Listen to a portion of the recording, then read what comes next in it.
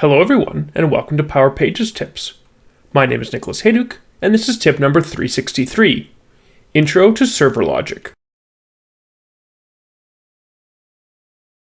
In October 2025, Microsoft made a huge announcement regarding a new feature for Power Pages, server logic. In this tip, we'll look at why this functionality is a game changer for the product. Before we dive into the details, don't forget to subscribe to the Engineered Code YouTube channel for our weekly tips, monthly community calls, and lots of other Power Pages and Power Platform content. Up to this point, any JavaScript that you would write in Power Pages was executed client-side in the user's browser. This meant the user could see exactly what was happening, stop the code from running, or even change the code itself.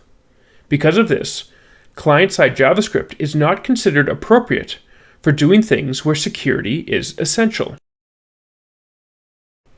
With this new feature, which is currently in preview, Power Pages developers can write JavaScript code that executes securely on the server.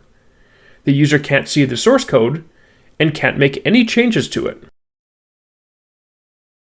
This means it'll be way simpler to handle situations like connecting to external services that rely on secrets, calling your own Azure functions securely, or validating business-critical data without exposing all of the logic to end users. We're going to dive into the specifics in our upcoming tips.